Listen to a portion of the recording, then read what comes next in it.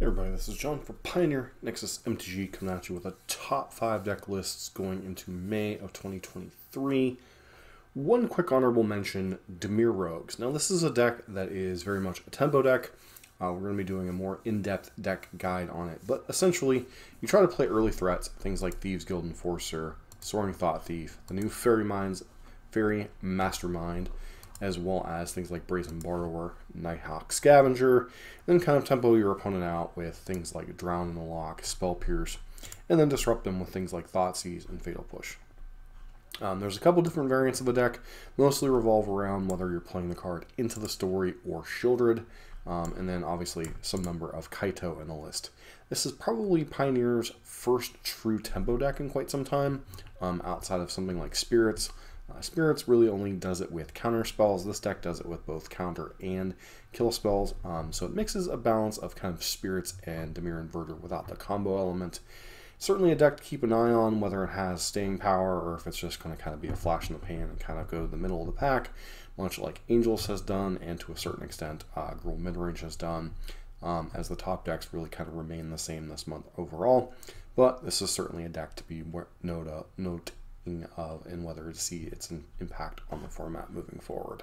Going immediately to number 1, Rakdos Midrange. Nothing really new here. There's been some attempt to play invasions with the deck, but really hasn't panned out much.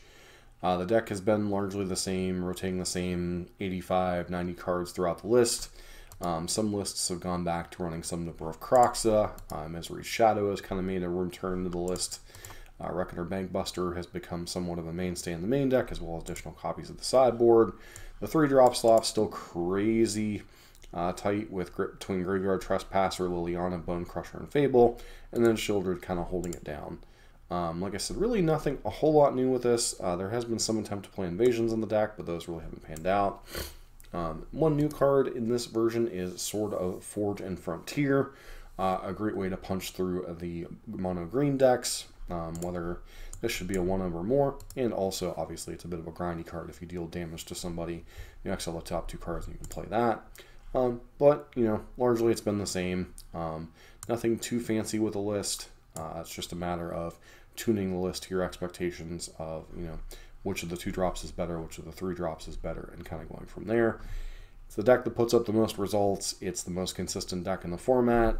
Not much more you can say. It's a little bit of a dog to Rakdos Midrange and Lotus Field combo. Other than that, you have game against pretty much everybody else, and you can obviously get kind of overpowered by the Fires decks, but those decks have kind of faded in the background a little bit. Anyways, on to number 2. Number 2, a slight resurgence of mono green. Not that we expected this deck to go anywhere. It was a little bit lower in the rankings last month as it had been putting up the results. Really, one new card to the batch, and that is Pulukronos Reborn. Now, this is a card that is largely taken over the slot that was previously a Lovestruck Beast. Sometimes you'd see Sky Sovereign or Mightstone Meekstone. This plays quite nicely because it's a big butt for 3 mana. It has 3 Devotion as opposed to just 1 out of Lovestruck Beast. You can play it, pay 6 mana to transform it later in the game, and it becomes a lifelinker. Really helps with a lot of the holes in the deck in terms of aggressive matchups. One downside, obviously, it's legendary, but did fit quite nicely in the thing and will be featured in a gameplay video sometime coming out soon, where we went 4-1 in a league with it, and the card felt quite nice in a lot of situations.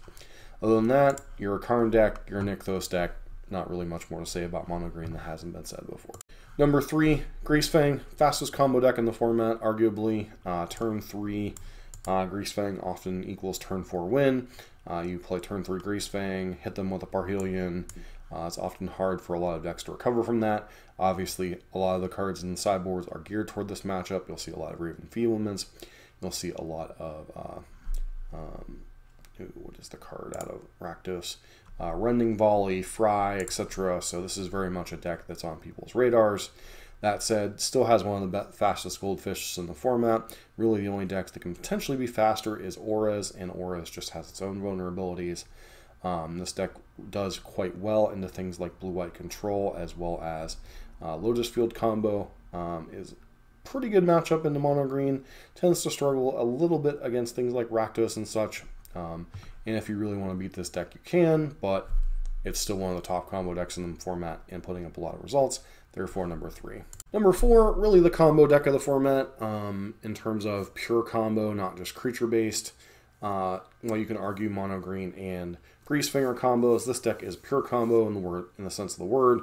You try to win with either Approach of the Second Sun, beat down with Lair of the Hydra, or just hitting your opponent over and over with copies of Peer into the Abyss.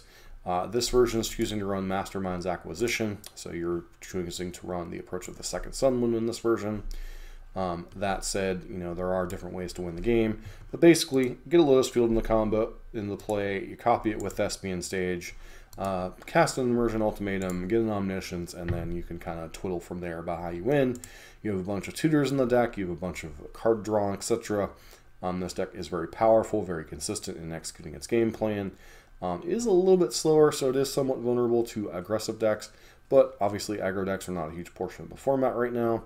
So therefore, this deck is number 4. It has a game plan against mono green, which is usually bringing in a bunch of Pithing Needles against Karn. Has a pretty solid Rakdos matchup, especially game 1. Can fight through the counter spells out of blue-white control, especially if they lack a clock.